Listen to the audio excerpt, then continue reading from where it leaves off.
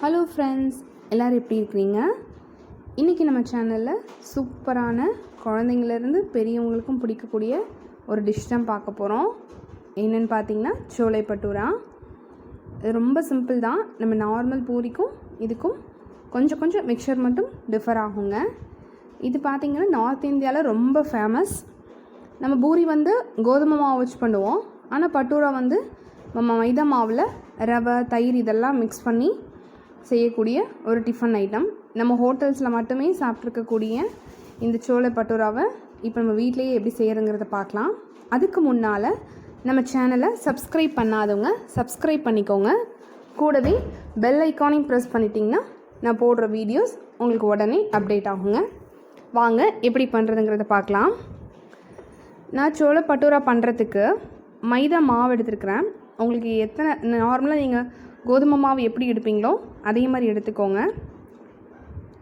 நான் வந்து இன்றைக்கி கிட்டத்தட்ட 1/4 கிலோ அளவுக்கு எடுத்துருக்கிறேன். உப்பு, இது கொஞ்சம் சோடா உப்பு எடுத்துருக்கிறேன், பேக்கிங் சோடாங்க. அது போட்டால் நல்லா சாஃப்டாக வரும். அப்புறம் 2 ஸ்பூன் தயிர் எடுத்துருக்கிறேன். இது வந்து புளிக்காத தயிர் எடுத்துக்கோங்க. புளிப்பாக இருந்துச்சுன்னா பட்டூராவும் கொஞ்சம் புளிப்பாக டேஸ்ட் டிஃபர் ஆகும், அதுக்கு தான் சொல்கிறேன். நான் ஒரு 3 ஸ்பூன் ரவை எடுத்துருக்கிறேன். இது கொஞ்சமாக ஆயில் மிக்ஸ் பண்ணுறதுக்கு. இப்போ நார்மலாக நம்ம எப்படி கோதுமை மாவு செய்வோமோ பூரிக்கு, அதே மாதிரி எல்லாத்தையும் ஒன்றா போட்டு சப்பாத்தி அளவுக்கு கொஞ்சம் லூஸாக இல்லாமல் டைட்டாக தான் பிசையணும். ஏன்னா கொஞ்சம் அதிகமாக தண்ணி ஆயிடுச்சுன்னா எண்ணெய் பிடிக்கும், பூரி அப்புறம் டேஸ்ட் இருக்காது, அதுக்காக சொல்கிறேன். எல்லாத்தையும் நம்ம ஒன்றா கலந்துடலாம். நான் இது வந்து 1/4 கிலோ மாவு எடுத்துருக்கிறேன். அதுக்கு வந்து கொஞ்சம் அதுக்கு தேவையான அளவு உப்பு, பேக்கிங் சோடா சும்மா ஒரு பிஞ்ச் இருந்துச்சுன்னா போதுங்க, ரொம்ப போட்டுற வேண்டாம், ஒரு பிஞ்ச் மட்டும் போதும். 3 ஸ்பூன் ரவை எடுத்து வச்சுருக்கிறேன், வெள்ளை ரவை, அதையும் அது கூட சேர்த்துக்கலாம். நார்மலாகவே நம்ம பூரி பண்ணும்போது கோதுமை மாவில் நிறைய பேருக்கு தெரியும் அந்த டிப்ஸு. ரவை சேர்த்து பண்ணோம்னா நல்லா கிறிஸ்பியாக ரொம்ப நேரத்துக்கு இருக்கும், அமுங்காமல்.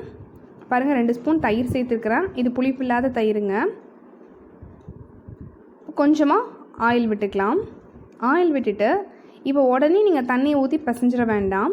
இப்போ என்ன பண்ணலான்னா, இந்த தயிர், எண்ணெய் எல்லாமே வந்து எல்லா மாவுலேயும் நல்லா கோட் ஆகுற மாதிரி ஃபுல்லாக மாவு ஃபுல்லாக இப்படி நல்லா தேய்ச்சி பிசைஞ்சு விடுங்க. அப்போ தான் வந்து எல்லா இடத்துலையும் படும். நீங்கள் சட்னி தண்ணி ஊற்றிட்டிங்கன்னா அந்த எல்லா இடத்துலையும் அந்த தயிர் எண்ணெயும் படாதுங்க, அதுக்காக தான். இப்படி நல்லா ஒரு 2 நிமிஷம், ஒரு 2 to 5 மினிட்ஸ் ஆகுங்க.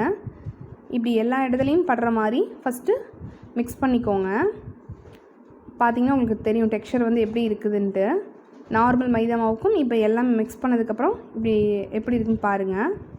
அப்படியே ஒரு மாதிரி உதிரியாக ஒரு தேங்காய் பூ நம்ம தூவி விடுற மாதிரி இருக்குது பாருங்கள். இந்த கன்சிஸ்டன்சி இருக்கட்டும்.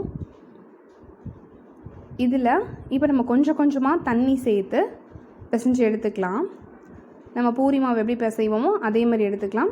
ரொம்ப தண்ணியாக இருக்க வேண்டாம், கொலன்னு மாவு.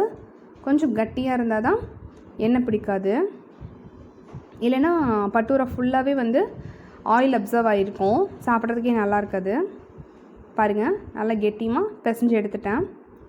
இது வந்து ஒரு 20 மினிட்ஸ் மூடி வச்சுருந்தால் போதும்.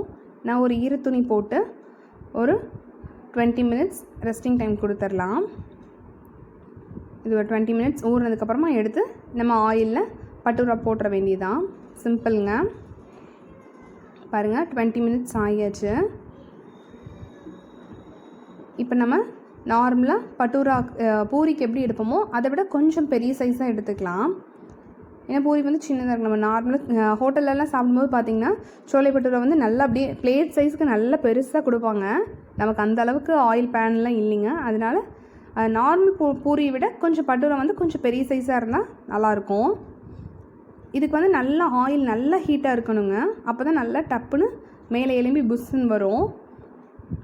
இல்லைன்னா சிம்லேயே வச்சுருந்திங்கன்னா உங்களுக்கு எண்ணெய் அதிகமாக பிடிக்கும். பார்த்திங்கன்னா நல்லா புஃப்னு வருதுங்க.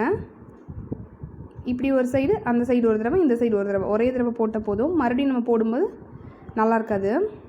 அவ்வளோதான், எடுத்துடலாம். நம்மளோட டேஸ்டான சோலை பட்டூரா ரெடிங்க. நான் இன்றைக்கி சோலை பட்டூராக்கு ஆஸ் யூஷுவல் சோலை தான், சோலை மசாலா பண்ணியிருக்கிறேன். அது எப்படி பண்ணுறதுங்கிறது நான் உங்களுக்கு இன்னொரு வீடியோவில் கண்டிப்பாக ஷேர் பண்ணுறேன். நான் இன்றைக்கி அதை வச்சு தான் டேஸ்ட் பண்ண போகிறேன். நீங்களும் உங்கள் வீட்டில் இதே மாதிரி பட்டூரா செஞ்சு பார்த்துட்டு எப்படி இருந்தது அப்படிங்கிறத என் கூட நீங்கள் கமெண்ட் பாக்ஸில் ஷேர் பண்ணுங்கள். தேங்க்ஸ் ஃபார் வாட்சிங். தேங்க்யூ. பாய்.